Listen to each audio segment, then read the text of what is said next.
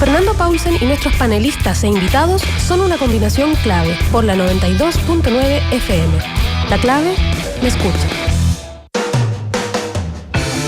Y estamos ya con la última entrevista de hoy, que esperaba ansiosamente esta entrevista, Gabriel, porque me pareció fascinante el título de tu último libro. Te he leído todos los libros, así que soy un fan. Y creo que este libro, Pandemia, que es la historia de justamente en el mundo, todo lo que ha ocurrido, cada una de ellas, los pormenores, las cosas que se han descubierto, las cosas curiosas, me parece que va a ser un bestseller de todas maneras. Gabriel León, ¿cómo estás? Hola Fernando, muchas gracias. Yo muy bien, ¿y tú? Aquí estamos, pues, bien, y esperando a que se produzca el milagro de la vacuna o alguna otra cosa que venga. Exactamente. Antes. En eso estamos todos. Gabriel, tú,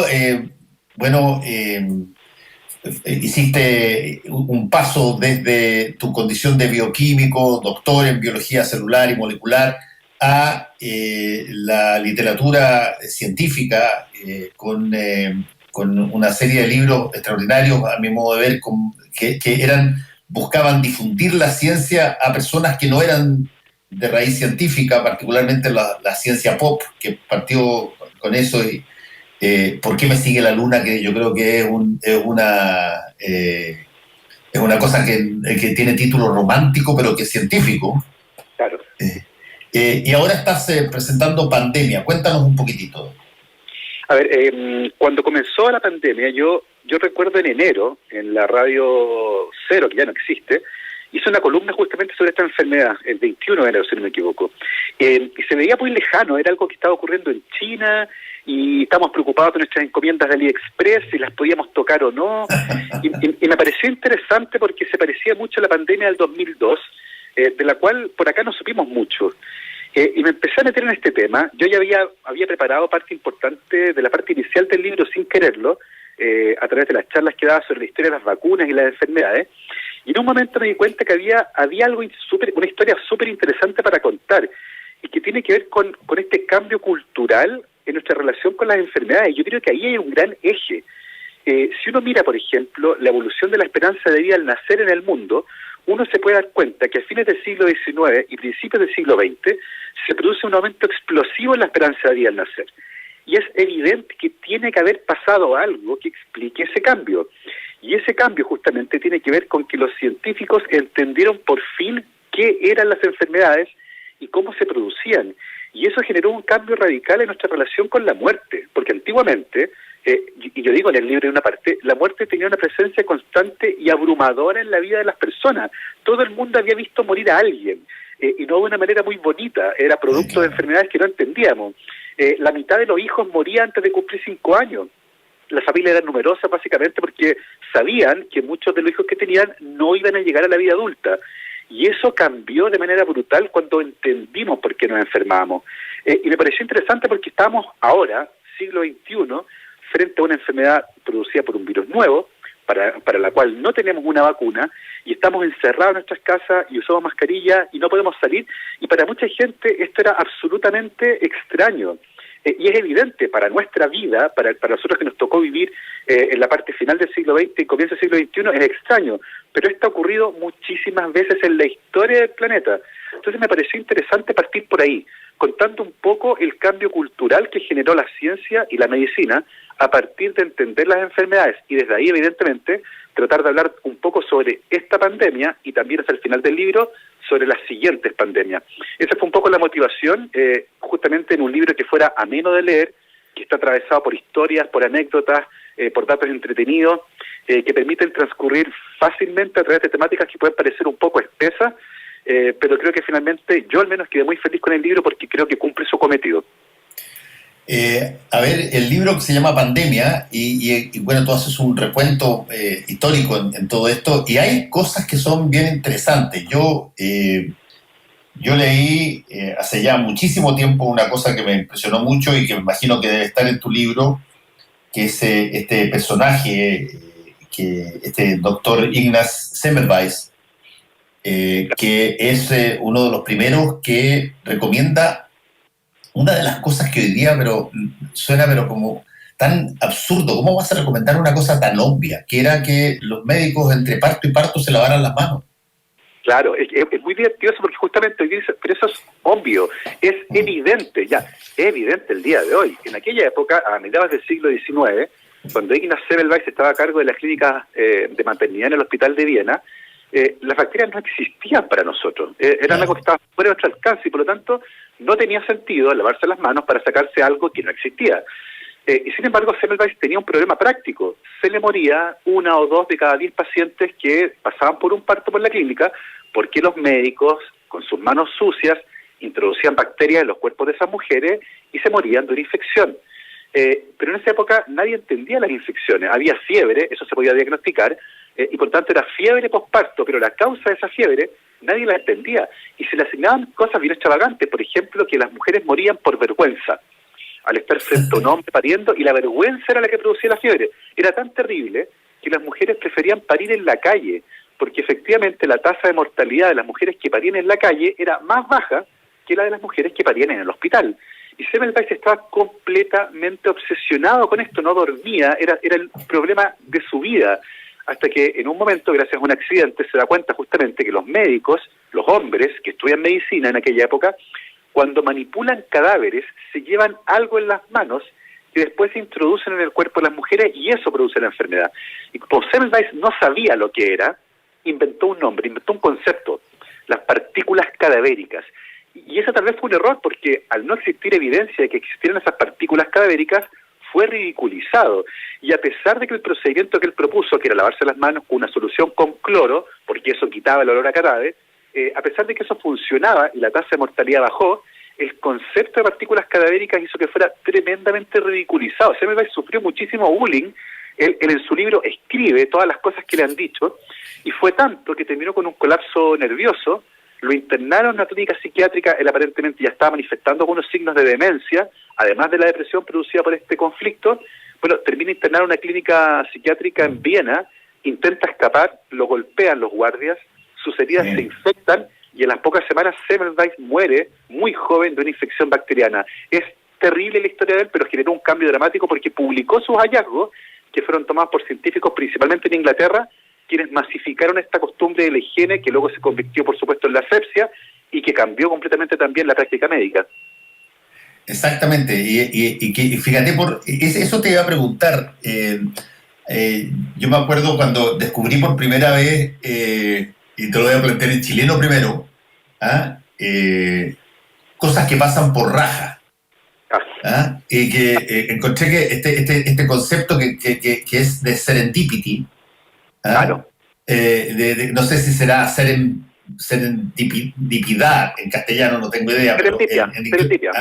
Serendipia, que es el hallazgo de algo por azar, por suerte. No estás buscándolo o estás buscando otra cosa y terminas obteniendo algo, y en este caso particular, donde él después de intentar montones de cosas, propone lavarse las manos entre paciente y paciente, y te cambia la historia. Sí. Es muy probable que en este caso en particular el azar haya jugado un rol menor, porque básicamente te quería introducirse que acaso habían otros factores de azar que incidieron en situaciones, por ejemplo, que hoy día son permanentes. Piensa tú que los rayos X se descubren absolutamente de casualidad, tratando de entender otro fenómeno, y solo debido a que Röntgen apaga la luz del laboratorio para verificar algo y se da cuenta que había un brillo inexplicable en otra parte del laboratorio, y con eso descubre los rayos X. Y después, en Francia, Becquerel estaba tratando de entender a los rayos X, hacía experimentos en los días soleados, tratando de poner fluorescente un trozo de un mineral, y un día que estaba nublado, en que era imposible hacer el experimento, lo hace igual. Y de raja, como decís tú, descubre la radioactividad porque el metal que estaba usando era enriquecido en uranio. Y Becquerel descubre la radioactividad un par de años después de que Röntgen descubre los rayos X, ambos eventos completamente azarosos. El primer antibiótico se descubre por casualidad también, Y fíjate que hay algo interesante, es una casualidad que tiene otro ingrediente que probablemente el que mejor lo describió es Pasteur, que también es protagonista de mi libro Pandemia, y es el azar premia a las mentes preparadas. En el fondo ocurre algo de casualidad, pero que eres capaz de comprender en un contexto un poco más complejo, y eso permite extender el descubrimiento e instalarlo de verdad. Entonces, efectivamente, en la historia han ocurrido un montón de descubrimientos casuales que han permitido, una vez que se estudian, que se analizan con calma, establecer nuevas verdades. Y eso finalmente ha resultado fundamental porque es la acumulación de esos saberes la que ha generado lo que la sociedad en la que hoy día vivimos, que es profundamente dependiente de la ciencia, de la tecnología y con grandes avances en medicina. Estamos conversando con el bioquímico, doctor en biología celular y escritor Gabriel León.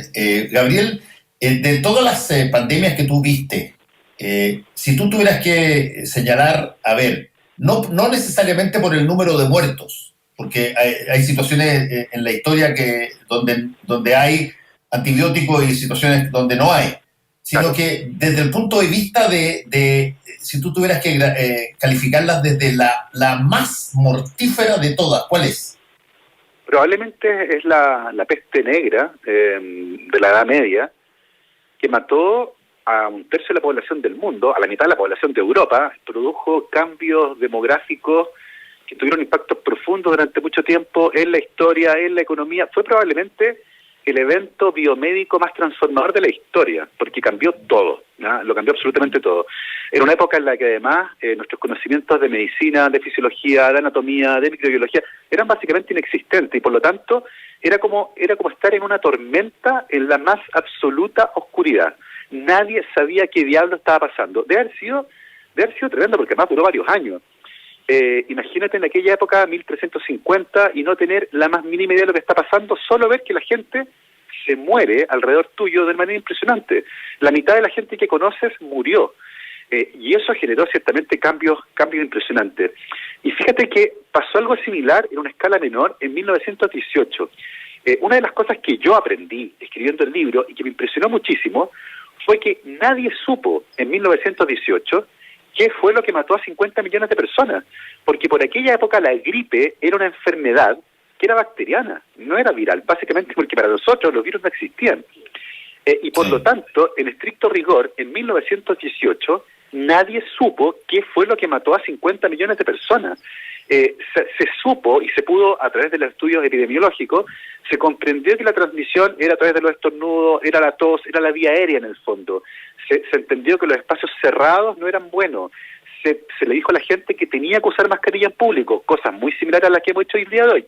Pero la gran diferencia es que durante 80 años nadie supo qué fue lo que causó esa pandemia. Y eso recién lo supimos en 1997, cuando científicos de Estados Unidos logran secuenciar a partir de unas muestras de pulmón que estuvieron guardadas durante 80 años de una persona que murió de esta enfermedad. Desde ahí lograron rescatar fragmentos del genoma de ese virus, que resultó ser el virus de la influenza A/H1N1. Y me pareció impresionante que en aquella época, previo a la existencia para nosotros de los virus, no teníamos idea qué fue lo que pasó. Fue como un choque donde tú no sabes qué fue lo que te golpeó. Y creo que esas dos son bien impresionantes por aquello, por la devastación, por la cantidad de muertos, por las transformaciones culturales, pero sobre todo porque como especie debe haber sido terrorífico no saber por qué la gente se moría. Y eso te lo voy a plantear desde el punto de vista de, si tú quieres, categorías actuales. La categoría de desigualdad, por ejemplo. No. Era indistinto que se te murieran ricos hacendados en grandes casas, qué sé yo, rococó y campesinos, Claro.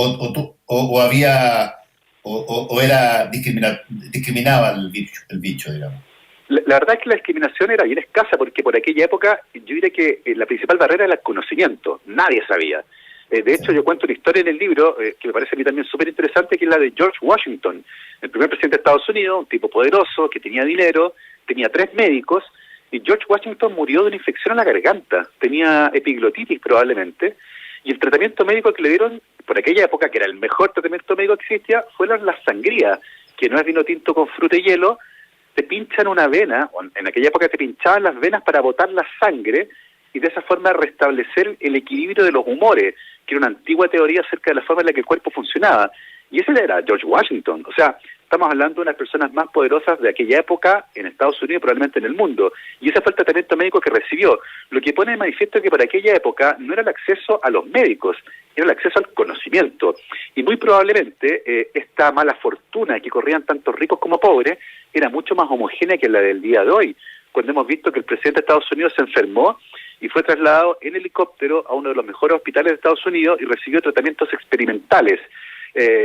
O lo que ocurre finalmente en Chile, y de hecho se sabe el día de hoy que los determinantes sociales de la salud son tremendamente relevantes para explicar no solo el desarrollo de una pandemia, sino cualquier otro indicador de salud que uno quiera mirar. Entonces, ciertamente, el día de hoy, cuando el conocimiento científico nos permitió equilibrar, al menos en esa área, hoy día son otras las diferencias que explican por qué los pobres mueren de manera más frecuente que los ricos cuando nos enfrentamos a estas problemáticas de salud. Y Gabriel León, siempre han existido a lo largo de la historia de estas pandemias que tú retratas en tu último libro, personas que niegan eso, así como hoy día mucha gente todavía cree que este es un invento chino, que esto es un intento de la ONU de, qué sé yo, quitarle poder a Estados Unidos, no creen en las mascarillas, en fin. Siempre habido situaciones donde, ¿cuándo se uniforma? ¿Cuándo empieza a tener, digamos, de alguna manera, una yo te diría, autoridad tutelar, o los ministerios de salud, o el rey, o el gobernante de turno?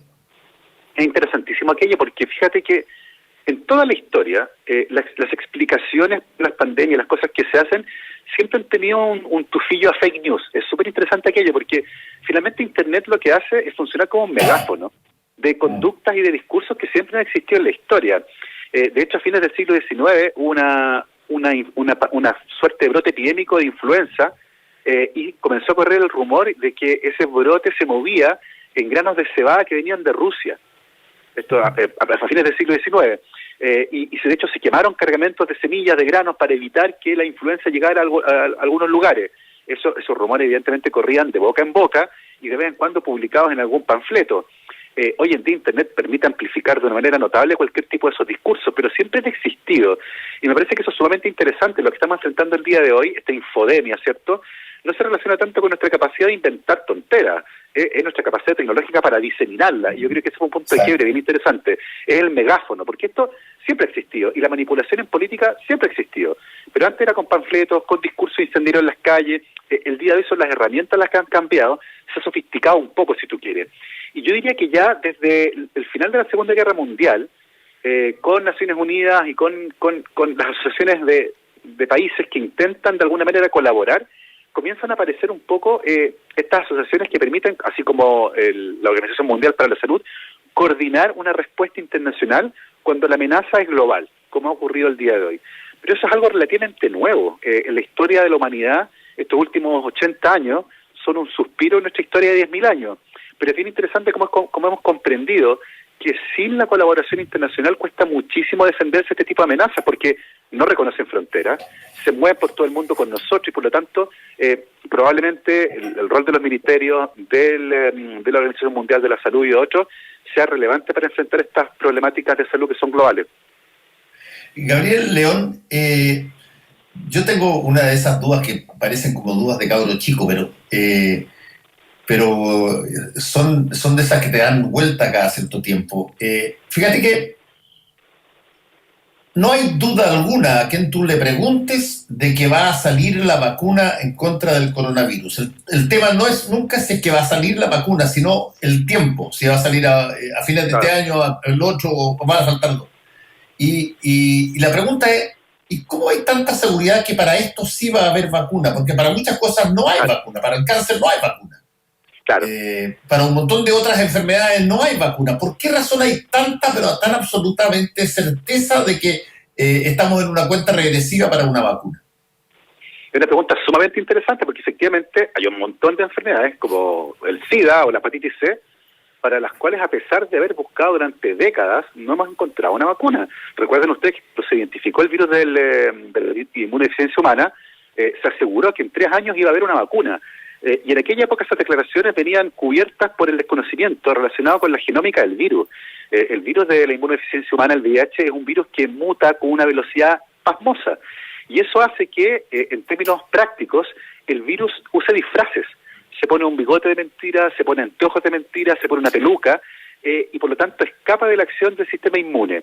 Ese es un mecanismo muy similar al que usa, por ejemplo, los virus de la influenza. Recuerden que uno se vacuna todos los años contra la influenza, porque los virus que circulan de un año a otro son levemente distintos. Y por lo tanto la inmunidad que uno agarró el año pasado con la vacuna de ese año ya no le sirve este año, porque el virus de nuevo tiene una suerte de disfraz. Este virus, el coronavirus, tiene mecanismos que hacen que mute de manera más lenta que los virus de la influenza, que son campeones para cambiar. Entonces tiene una tasa de mutaciones que es relativamente baja. Tiene una proteína externa, que es la famosa proteína Spike, que es muy inmunogénica. Eso quiere decir que es como un letrero que el sistema inmune ve de lejos y es capaz de montar una respuesta de defensa contra esa proteína, que además tiene un rol fundamental para la entrada del virus en nuestras células. Y por lo tanto no puede cambiar mucho, porque si cambia mucho el virus deja de ser funcional. Entonces hay una barrera ahí para la funcionalidad de esa proteína en cuanto a que no puede cambiar de manera excesiva, porque si no deja de funcionar. Y conociendo esos antecedentes con respecto a este virus en particular, es posible tener cierto grado de optimismo. Ahora, es verdad que no existe ninguna vacuna contra ningún coronavirus humano, pero la verdad es que no se habían intentado con mucho entusiasmo, porque los coronavirus más antiguos, que eran de los años 60, causan solo una enfermedad suave, que es el resfrío común, y ninguna empresa farmacéutica va a hacer una vacuna contra una enfermedad suave como el resfrío común. Y los virus más agresivos son de ahora. El SARS es el de 2002, el MERS es el de 2012, y por lo tanto no hubo tiempo suficiente para generar una vacuna, porque además la emergencia sanitaria no fue tan alta. Entonces creo yo que es la mezcla de conocimiento sobre la genética de este virus, su tasa de mutación, cómo funciona en cuanto a su entrada a nuestro cuerpo, más evidentemente la tecnología avanzadísima que tenemos en vacunas de diseño, que son estas vacunas nuevas que estamos haciendo, permiten tener un grado razonable de certeza, dentro de lo que la ciencia, cierto, puede siempre asegurar, de que es muy probable que vayamos a tener una vacuna en tiempo corto. ¿Cuándo? Probablemente durante el primer trimestre del próximo año, pero además el desafío grande probablemente va a ser el siguiente, que es el logístico, relacionado con la fabricación y distribución de esa vacuna. Déjame hacerte otra pregunta que también tiene ligazón con la historia y lo contingente. Hay muchos que argumentan que en las distintas elecciones alrededor del mundo, en la de Estados Unidos, en la que vamos a tener en Chile, en otras partes, de pronto personas o autoridades aprovechan la situación de la pandemia para tratar de obtener algún tipo de ventaja. Por ejemplo, claro. Hay toda una discusión sobre si es que este intento absolutamente obsesionado de Trump de vetar o bloquear el voto postal, que tiene una tradición histórica en Estados Unidos muy alta, es en realidad una suerte de aprovechar la pandemia o las personas que están en la casa o que están confinados para que no voten en función de que le da una mayor probabilidad de ser reelecto. ¿Qué tanto se usaron las pandemias en términos políticos? O sea, en el caso de Trump es evidente, es cosa de conocer los datos. De hecho, los estados donde las mayorías son demócratas son los estados donde la gente está menos dispuesta a ir a votar en persona, justamente porque tienen miedo de contraer la enfermedad. Que eso va de la mano con el uso de mascarilla. Los estados demócratas son los estados que más adhieren al uso de mascarilla, distancia social, que respetan mejor las normas.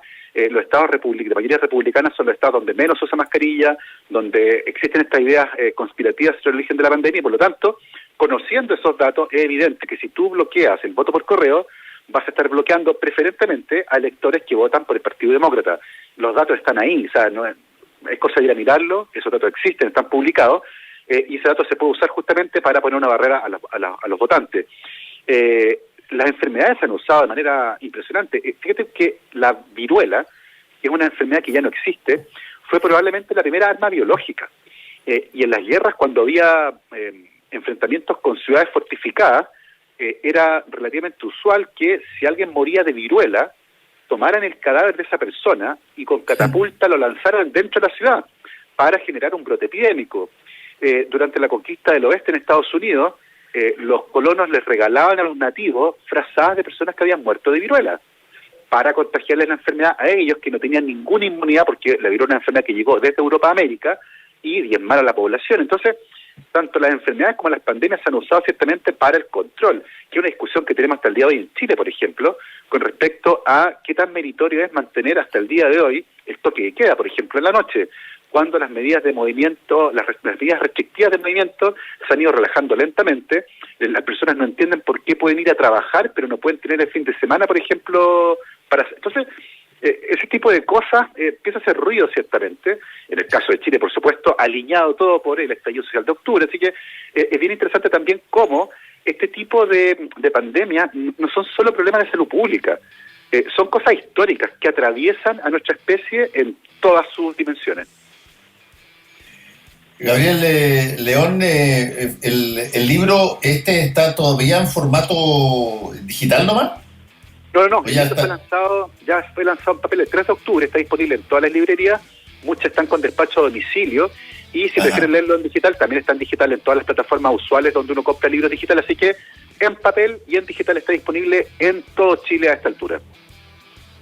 Gabriel León, académico investigador además tú eres de la Universidad Andrés Bello, y autor de varios libros de difusión científica, y este último llamado Pandemia, todo lo que usted siempre quiso conocer de pandemias como la que estamos pasando, pero no se atrevía a preguntar. Bueno, ahora está la respuesta. Gracias, Gabriel, que te vaya muy bien.